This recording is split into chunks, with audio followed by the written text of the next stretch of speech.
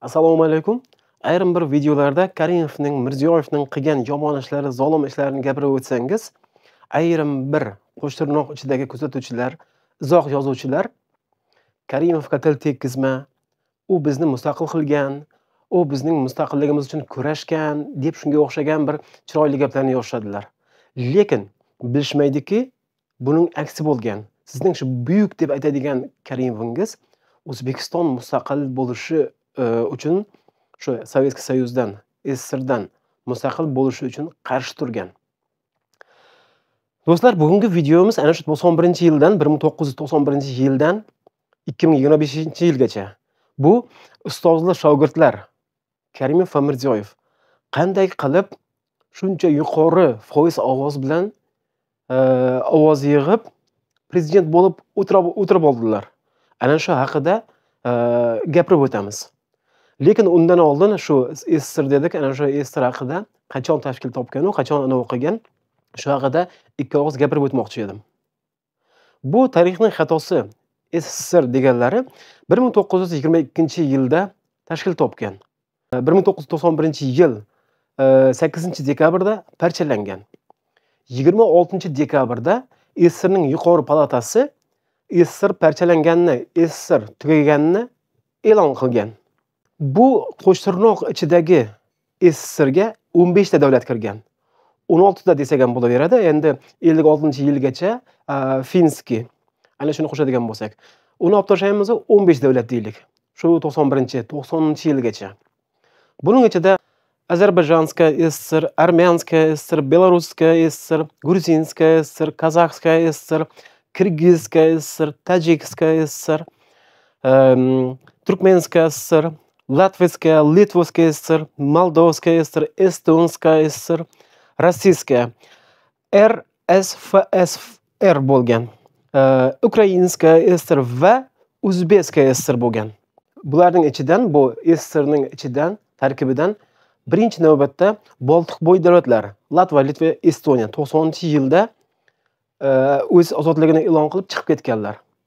Endi o'zingiz hozir shu 3 ta Boltiqbo'yi davlatning qanday yashashiga bir qarang va hozirgi shu Rossiya bilan do'st bo'lgan davlatlar, shu bizning O'rta Osiyolar va qo'shni Rossiyaning qo'shnisi Belarus, ana shularning ahvoliga qarang, Moldaviyaga qarang, Ukrainaga qarang. Mana Ukraina shu Rossiyadan uzoqlashib, ozgina nimasi ko'tarilayotganda, juda ham rivojlanib borayotganda, ana shuni ko'ra olmasdan hujum qildilar. Xo'p, gap bu haqida emas, buni qo'yib turamiz.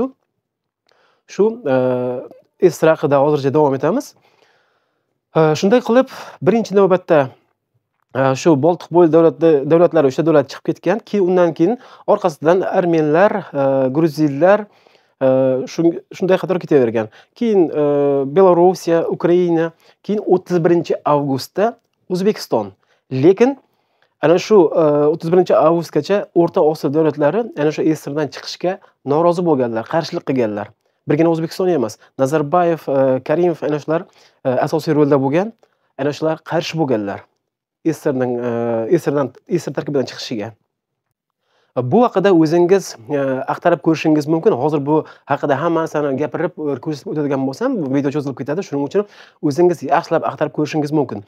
Kim bunga bo'lgan, kim birinchi chiqib ketgan va O'rta Osiyo davlatlari 91-yilda kim qarshi bo'lgan, bunga qiziqib ko'rishingiz mumkin. Mayli. Va ana shu yerda shunga e'tibor bering. Shu SSR 22-yildan boshlab 53-yilgacha Stalin boshqargan. O'lganicha endi e'tibor qilishingiz mumkin shunga. 53-yilda Stalin o'lgan. Shu o'lganicha ana o'sha 22-yildan 53-yilgacha o'tirgan. Va ana shu Stalin o'tirgan vaqtida necha yil o'tirgan? 31 yil o'tirganmi? 31 yil ichida nima bo'ldi? Bilasizmi? Qisqa aytib o'tadigan bo'lsam, hozir hammasini batafsil aytib o'tmayman. Ocharchilik, deportatsiya. Ocharchilik bo'lganda Ukraina, Qozog'iston xalqiga juda ham ocharchilik bo'ldi. Deportatsiya, Kremskiy tatarlar. Keyin 39-yilda Jahon urushi, Ikkinchi jahon urushi. 41-yilda men Великий Отечественный deydi, urush deydi, uni men hisobga olmayman. U unaqa urush emas. Bu yolg'on narsa bu. Buni tushunganlar tushunadi, buni o'qiganlar tushunadi.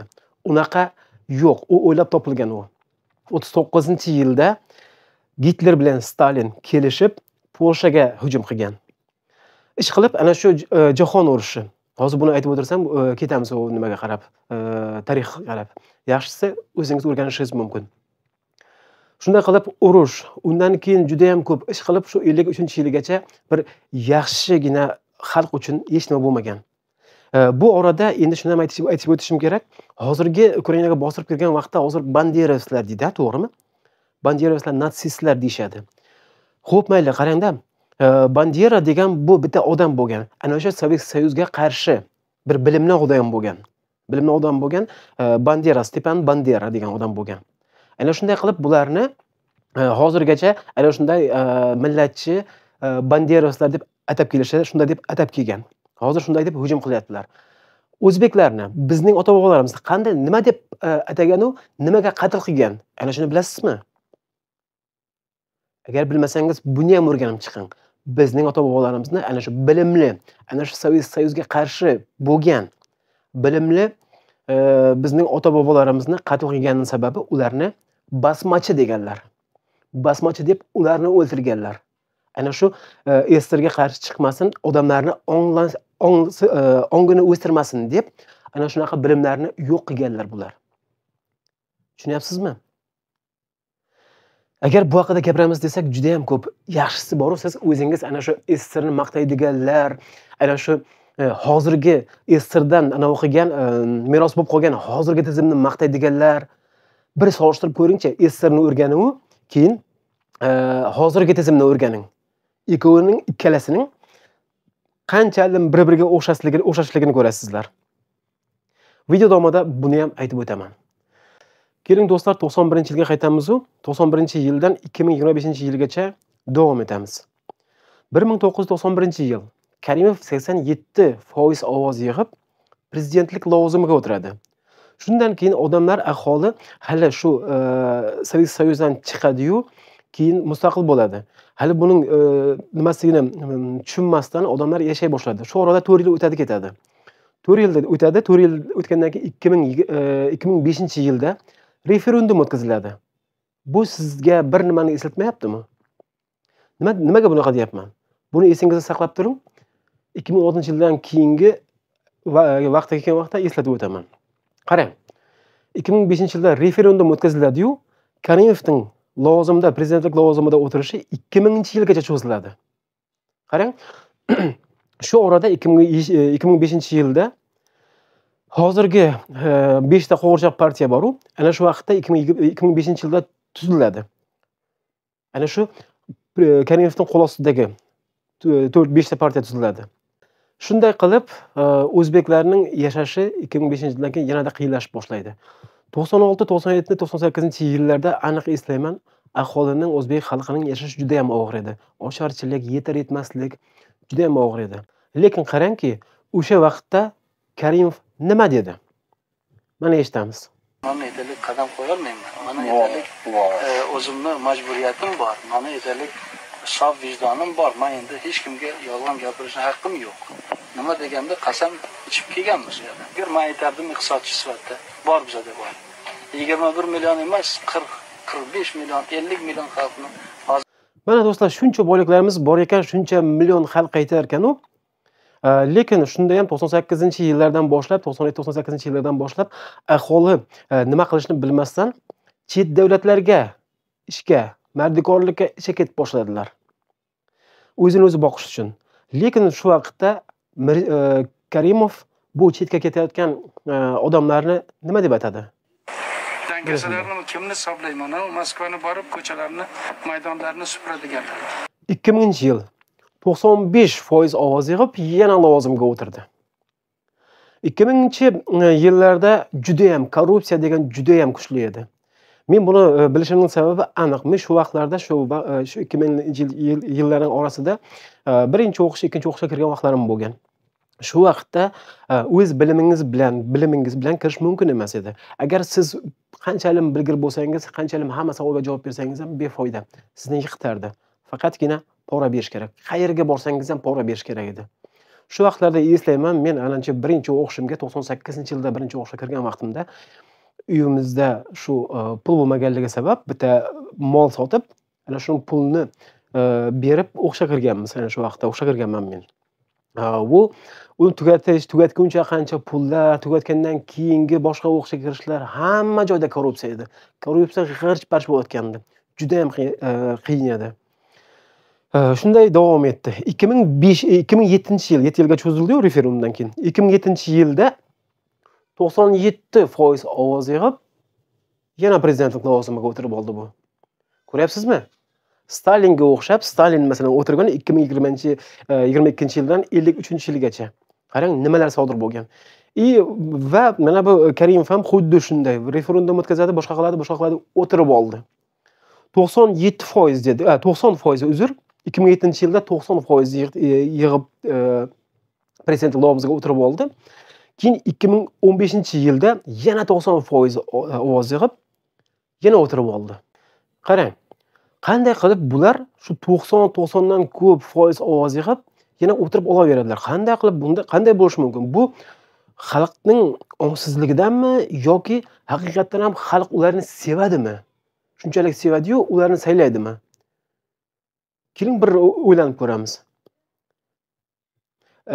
Aslida olganda bularni xalq saylamaydi, bularni xalq sevmaydi ham yoki sevadiganlari ham bor. Gap unda emas. Aslida bu shu 95-yilda referendumdan keyin tuzilgan 5 ta partiya bor-ku. O'sha partiyalarning hammasi prezidentning qo'l ostida. Ana shu Karimovning qo'l ostida edi. Ana shu qo'l ostidagilar, masalan, har saylov bo'lgan vaqtida qo'l ostidagi boshqa partiyadagi nomzodlar bor-ku. Ana shu vaqtda hammasi Karimovdan yaxshi nomzod yo'q, Karimovning o'zini nomzod qilib ko'rsatdilar va ana shu nomzodlar shu saylov nimasiga kirib Karimovni saylaganlar. Qarang, xuddi hozirgi ahvol. Hozirgi shu Mirzayevning ahvoli, shu vaqtda qanday bo'lgan bo'lsa, hozir ham shunaqa, to'g'rimi?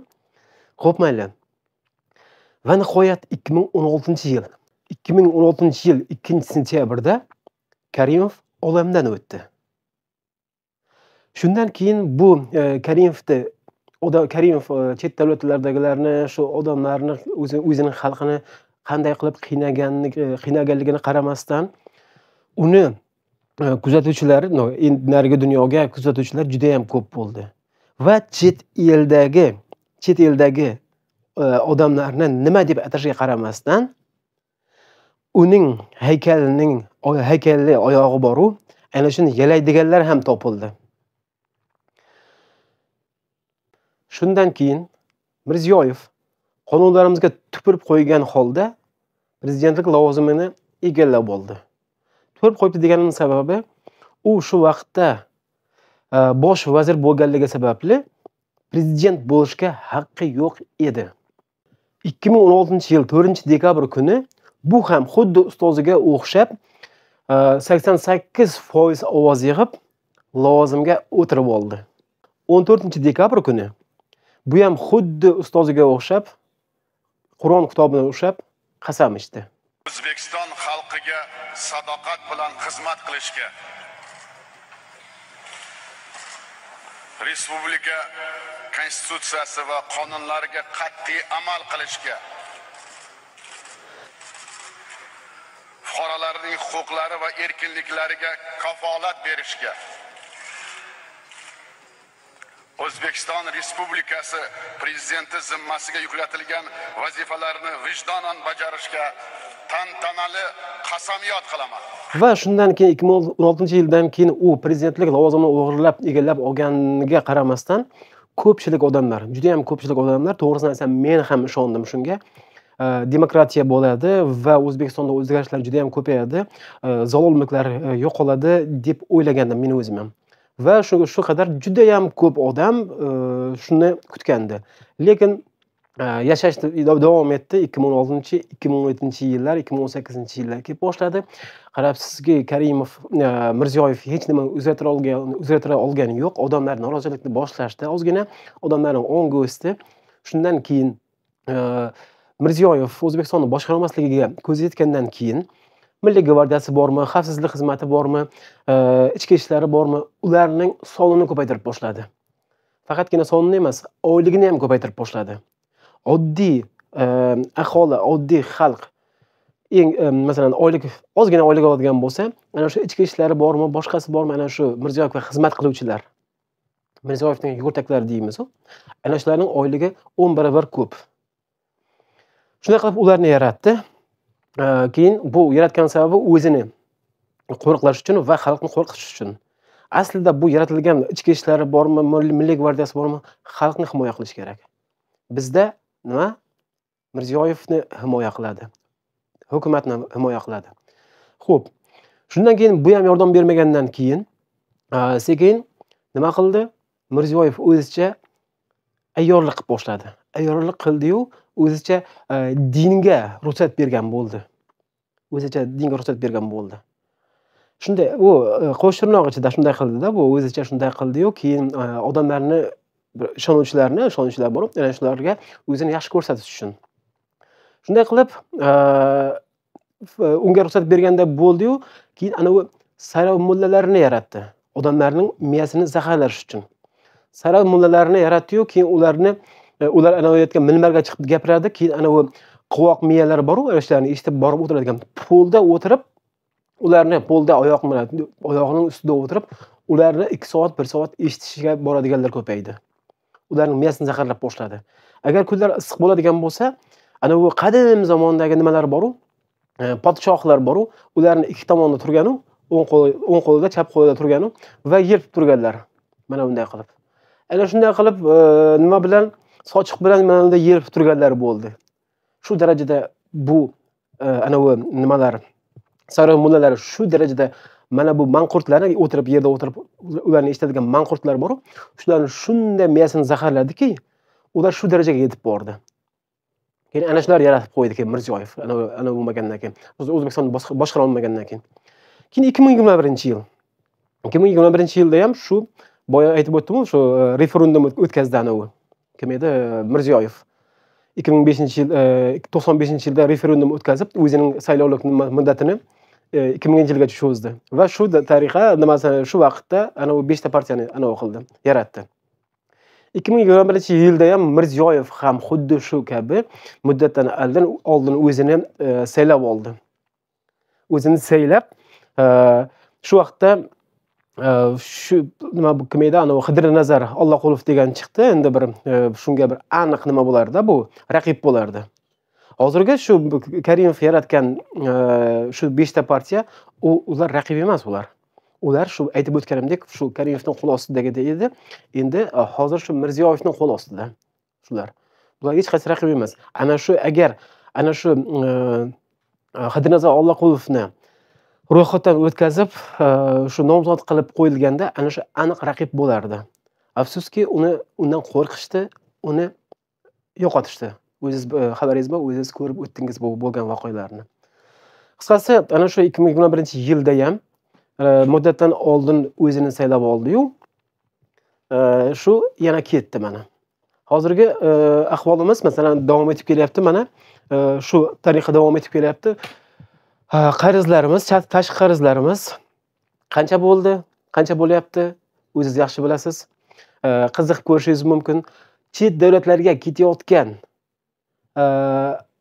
o'zbek xalqi necha millionga yetdi?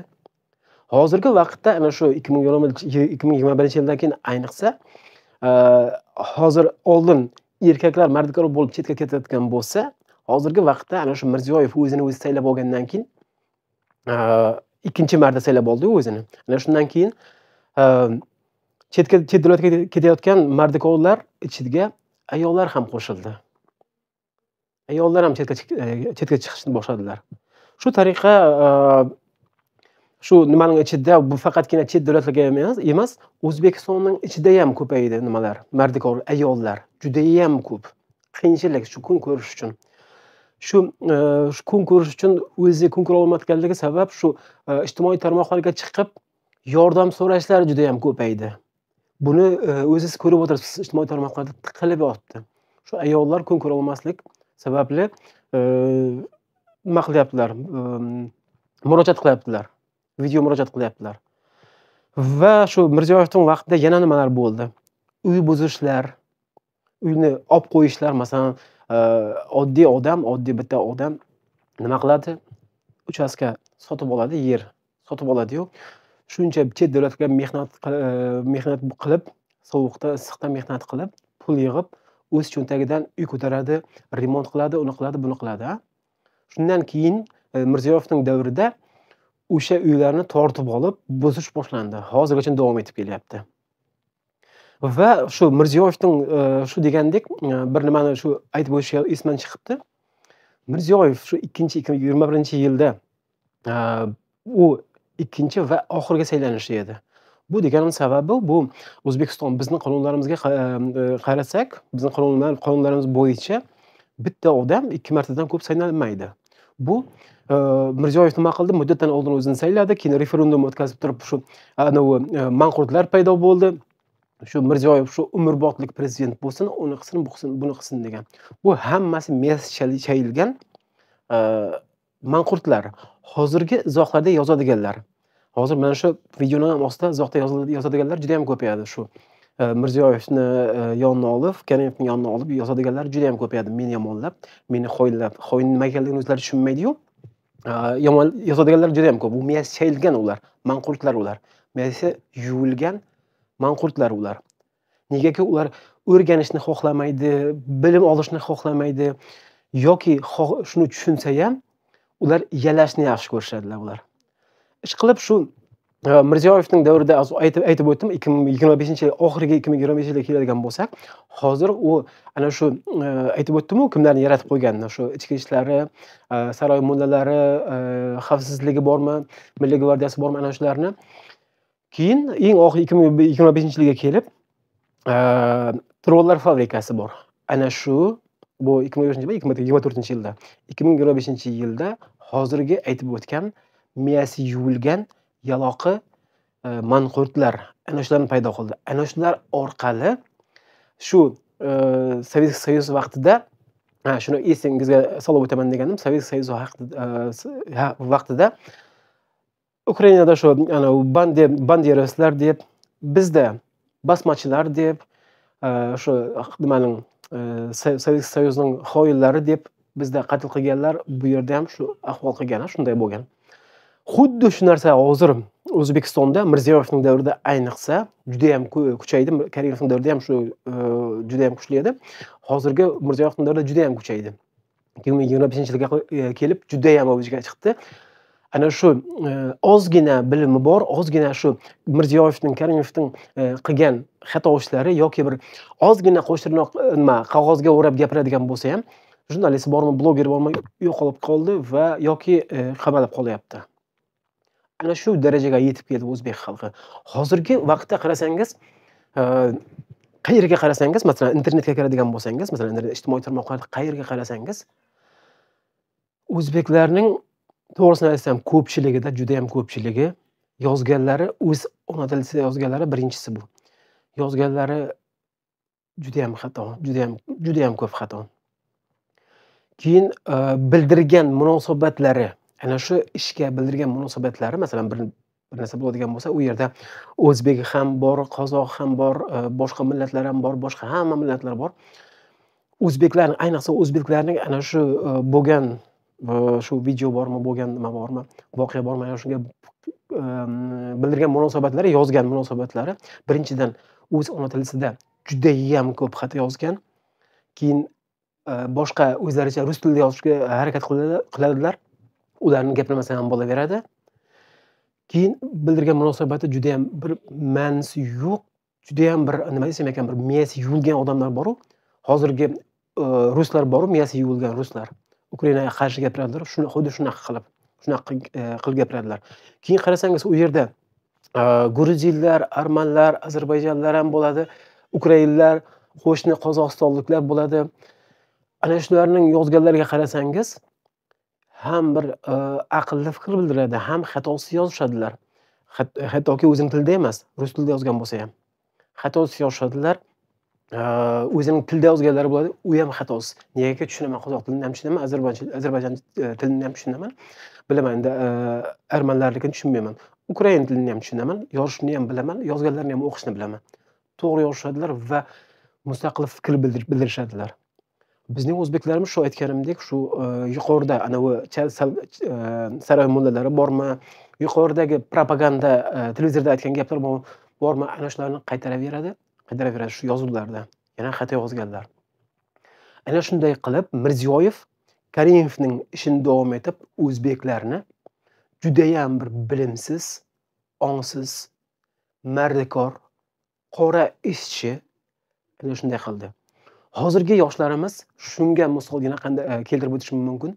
Hozirgi yoshlarimiz maktabni bitirgandan keyin o'qishga emas, chet davlatlarga mardikorlikka ketishga shoshilishyaptilar. Bu degani Mirziyoyev Karimovning ishini davom etib va o'z niyatiga yetdi degani bu. Negaki odamlar, hozirgi yoshlar ayniqsa o'qishga qiziqayotgani yo'q. Bilim olaman, bir nimani o'rganaman deyotgani yo'q. Faqat pul topaman, ketaman bir joyga deyapti. Mirziyoyevning o'zi aytib o'tdi-yu, o'z og'zi bilan aytib o'tdi. Bir diplom kerak emas, diplom mutlaqo kerak emas. Faqat hunar o'rganish kerak deb aytib o'tdi, to'g'rimi? Sizlarga bu degani sizlarga diplom, sizlarga bir bilim kerak emas. Sizlarga bir qo'lingizga ketmon bersam, ana shu sizlarning hunaringiz. Sizlar ketmon chopib yuraveringlar. Bu yoqda yuqorida boshqaradigan odamlari bor, dedi bu. Odamlari buning kimi bu? Mirziyoyevning o'zining oilasi, qarindoshlari ana shular boshqaraveradi. Boshqarganda qanday o'g'irlaveradi? Sizlar ketmon chopib yuraveringlar degani bu. Shu darajada o'zbeklar ana shu Mirziyoyevning juda ham ko'p nima aytgan gaplari bor. Ana shularga aqli yetmaydigan juda ham ko'p o'zbeklar bor. Juda ham ko'p.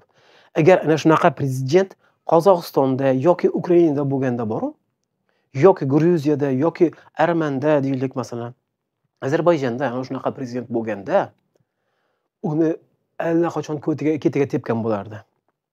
U shunaqa prezident bor, shunaqangi ongsiz prezidentning ketiga tepgan bo'lardi.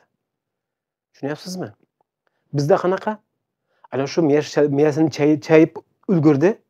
Ana bu Mirziyoyev, shundan keyin yuraveradi. Mirziyoyev hamma islohotlarni qilyapti, uni qilyapti, buni qilyapti deb. Lekin savol bersangiz, nima qildi Mirziyoyev shu oddiy xalq uchun nima qildi deb savol bersangiz, ikkilaydi-yu, aniq bir javob bera olmaydilar. Birgina shu Toshkent City qarorgoh yo'llarni qildi, uni qildi, buni qildi deydi. Lekin ularga yana qarshi savol berasiz. Toshkent City masalan, u gapirayotgan odamga savol beraman. Toshkent Citydan sen bitta kvadrat metr joy olasanmi? Qurbing yetadimi desam, yo'q deydi. Shunda oddiy xalq uchun nima kerak uni desa, endi bu deydi bizning ko'rkimiz, bizning O'zbekistonimizning chiroyi-ku deydi. Xo'p, mayli, buni qo'yib turamiz, chiroyini qo'yib turamiz, keyin qarorgohni aytadi. Qarorgoh nima kerak senga? Qanday foydali senga desam, endi biz uchun bizlar temir yo'llarimiz uchun, temir yo'lchilarimiz uchun ishlangan deb aytdi-yu deydi.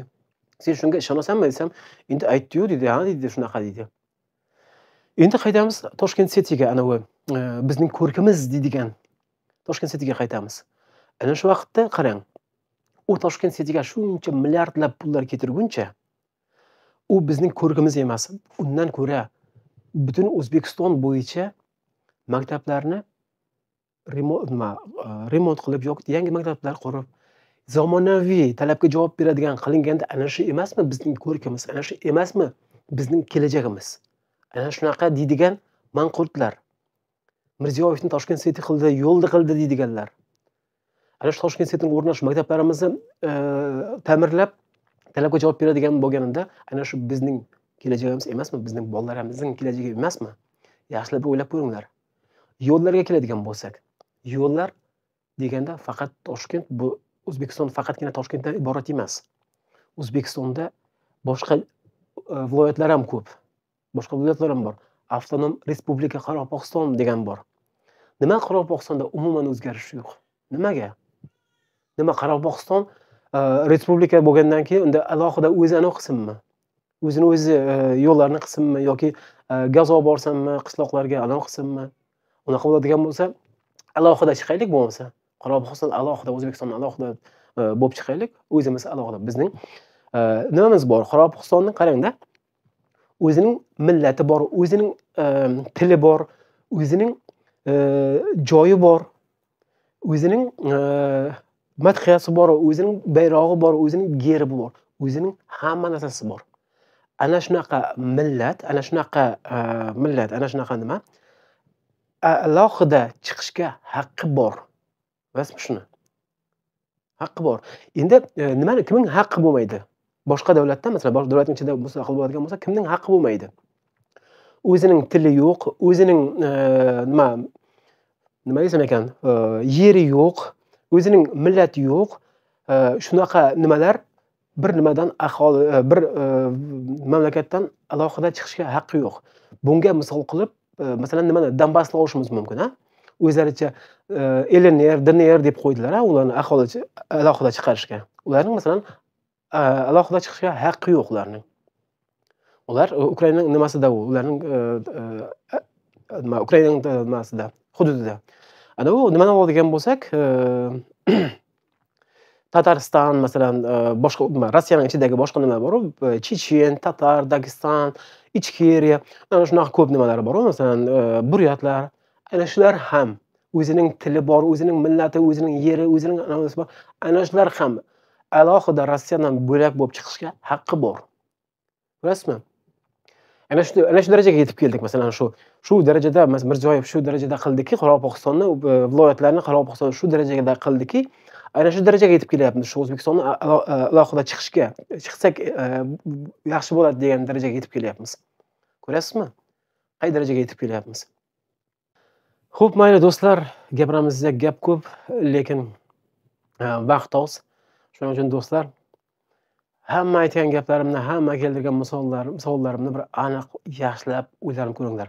Ana shu mening o'tkazib yuborgan gaplarim, o'tkazib yuborgan nimalarim bo'lishi mumkin. Ana shularga o'zingiz yanada qo'shib yaxshilab o'ylab ko'ringlar. Shu 91-yildan 2025-yilgacha bo'lgan voqealar, ana shu prezidentlar, ikkita ustozlik shogirdlar nima qildi? Nimaga o'zbek xalqi shunchalik bilimlashib ketdi? Nimaga o'zbek xalqi dunyo bo'yicha eng past darajada? Ana shularga, mening gapirganlarimga yana o'zingizdan qo'shib bir o'tirib o'ylanib ko'ringlar-u, keyin xulosa chiqaringlar. Xayr do'stlar, ko'rishguncha.